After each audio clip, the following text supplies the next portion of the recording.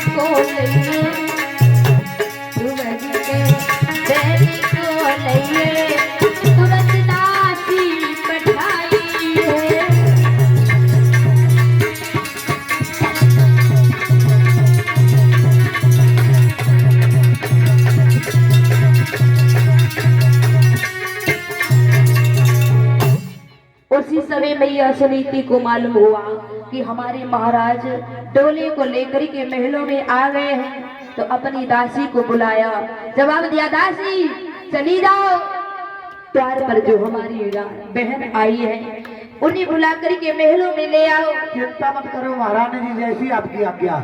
सोई दासी मैया सुनीति के कहने पर चली है जहाँ पर सुरती का डोला रखा हुआ है। जवाब दिया है रानी चलो तुम्हें तुम्हारी बहन ने बुलाया। बांधी कौन बहन? तुम्हारी बहन तुम नहीं जानती हो? अरे मैं नहीं जानती, बताओ आप। अरे रानी बोलो। महाराज की जो बड़ी वाली रानी है उन्होंने बुलाया है। क्या महाराज की दूसरी भी शादी हो चुकी है? हाँ हाँ जाइए बांधी, महाराज को बुला दो। चलो ठीक है। दासी वहां से चली है जाकर के महाराज को बुला करके लाई है। जवाब दिया महाराज तुम्हें सुरती ने बुलाया, छोटी वाली रानी ने बुलाया। श्री महाराज वहां पर पहुंच गए। सुरती कहने लगी महाराज देख रहे हो तुमने मेरे साथ में विवाह किया, क्यों विवाह किया? जब तुम्हारे घर में एक रानी पहले से मौजूद है तो मेरे साथ में विवाह करके मेरा जीवन बर्बाद कर दिया, मेरे जीवन में जेल घोल दिया। और महाराज मैं नहीं तुम्हारे घर में जाऊंगी। सुनो कि जब एक तुम्हारी रानी थी तो मुझे व्यर्थ ले आए हो।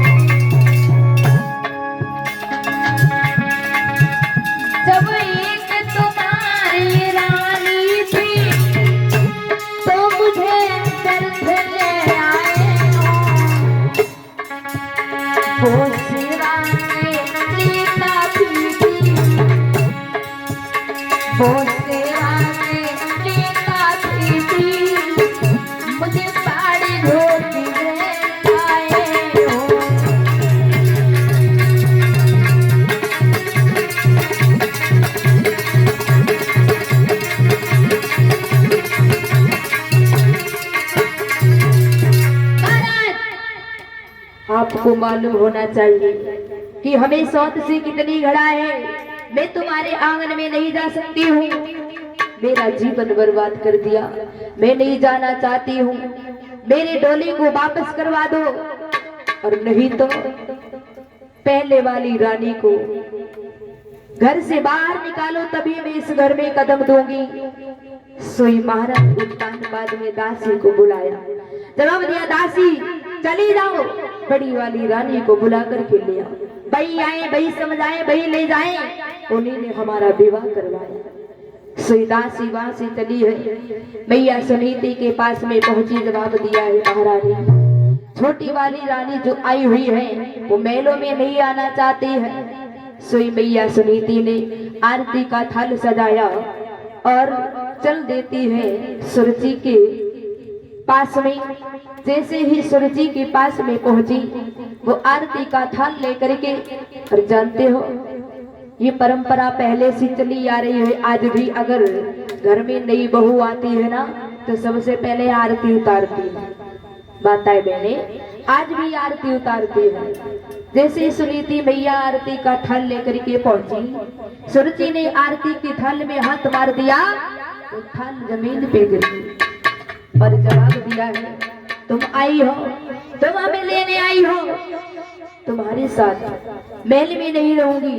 उसी समय मैया सुनीति समझाने लगी है, सुनो बहन, मैंने अपने महाराज का विवाह इसलिए नहीं करवाया क्योंकि घर में कलह मचे, लड़ाई हो। मैंने अपने महाराज का विवाह इसलिए करवाया है कि घर में सुख शांति आए, घर में संतान की प्राप्ति हो, इसलिए विवाह करवाया है। और बोली है, तुम महलों में चलो, आज से जितना भी धन दौलत है, राजपाट ये सबका सब तुम्हारा है, मैं तो तुम्हारी दासी बन करके रहूंगी। और बोली है मैया सुनीति,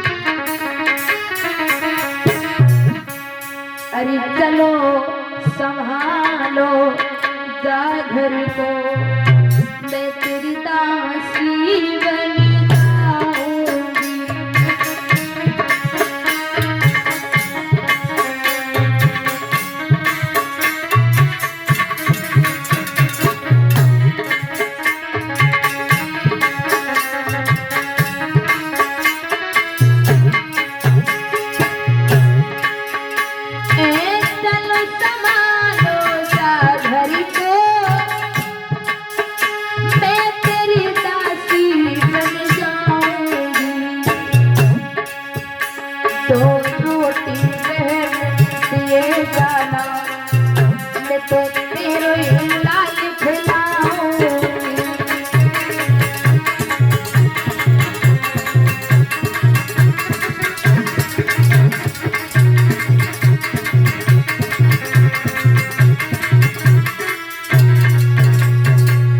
जवाब दिया है, बहन मैं तो तुम्हारी दासी बनकर के रहूंगी, जो कहोगी वही करूंगी, जो करवाओगी वही करूंगी, और जैसे बताओगी वैसे मैं रहूंगी। लेकिन घर में चलो, महलों में चलो। उसी समय सुरुचि ने जवाब दिया है, अगर रहना चाहती हो तो ऐसे नहीं कह रही हूँ कि मैं तुम्हारा लाल खिलाऊंगी है, तुम मेरे लाल को कैसे खिलाओगी, तेरे कोई लाल ही नहीं हुआ है, तू क्या जाने माँ की ममता कैसी होती है। अगर मैंने अपना बालक तुझे खिलाने के लिए दिया तो मार देगी। जवाब दिया नहीं। महाराज को बुलाया, जवाब दिया, देखो महाराज, इस आंगन में कदम में जभी दूंगी जब बड़ी वाली रानी का कदम घर से बाहर होगा, तब मेरा कदम महल के अंदर होगा। उसी समय सुरुचि ने जवाब दिया है, अगर रहना है तो या नहीं, जहाँ तुम्हें खेतों पर एक झोपड़ी डलवा दी जाएगी, वही अपना समय गुजारे। मैया सुनीति कहने लगी है, बहन एक पुत्र की खातिर, एक संतान की खातिर ये तो दुख हमारे लिए कुछ भी नहीं है, इससे भी ज्यादा कोई दुख हो वो भी हम सहने के लिए तैयार है। अब तो सुनीति के लिए खेतों पे झोपड़ी डलवा दी गई है। मैया सुनीति वही खेतों पे रहने लगी है। इधर सुरुचि महलों में बड़ी ही आनंद के साथ में रह रही है। धीरे धीरे समय व्यतीत होता हुआ जा रहा है। एक दिन की बात है, मैया सुनीति आधी रात्रि के समय में बैठी बैठी सोच रही है, आज 6 महीने हो गए मैंने अपने स्वामी के दर्शन नहीं पाए। ऐसा जीवन जी करके मैं क्या करूंगी, क्या करूंगी ऐसा जीवन जी करके, मर जाऊंगी, अपनी आत्महत्या कर लूंगी। आधी रात्रि के समय सुनीति मैया रो रही है और आत्महत्या करने के लिए चल पड़ी है जंगल की ओर। और जवाब दिया है स्वामी मुझे क्षमा कर देना, क्योंकि आज तक मैंने तुम्हें बिना बता करके महलों से कदम बाहर नहीं दिया, लेकिन आज मैं तुम्हें बिना बता करके मरने के लिए जा रही हूँ। अगर आपको मालूम हो तो मुझे क्षमा कर देना। और बोली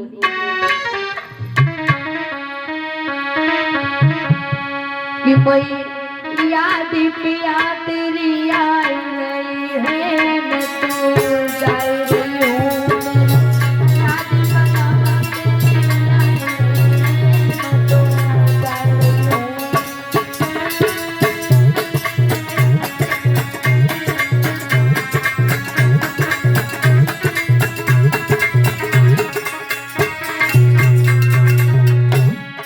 सुनीति मैया जा रही है रोते रोते और कहती है हे मेरे स्वामी, आज हमें तुम्हारी याद आ रही है, मैं मरने के लिए जा रही हूँ। मोई याद पे आ तेरी आई नहीं है, मैं जा रही हूँ, कोई याद बना तेरी आई नहीं है, मैं तो जा रही हूँ।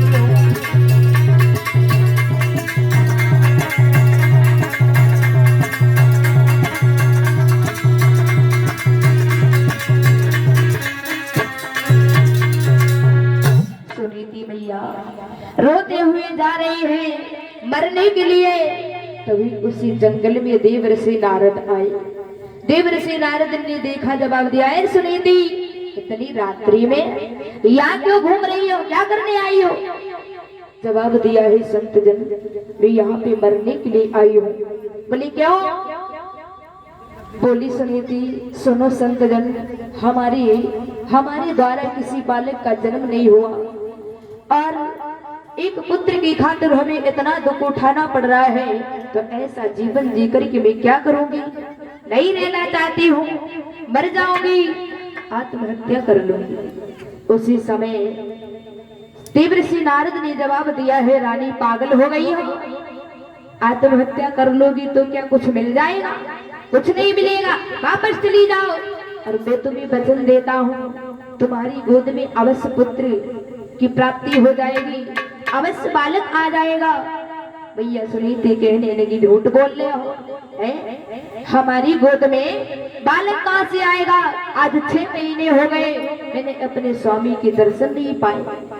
संत महात्मा भी झूठ बोलने लगे। देवर्षि नारद कहने लगे नहीं रानी, नहीं जानती हो, भगवान कहते कि मेरा वचन चाहे खाली चला जाए, लेकिन एक संत का वचन कभी खाली नहीं जाता है। और बोली है देवर्षि नारद बोले हैं मैया सुनीति से सुनो भगवान क्या कहते हैं।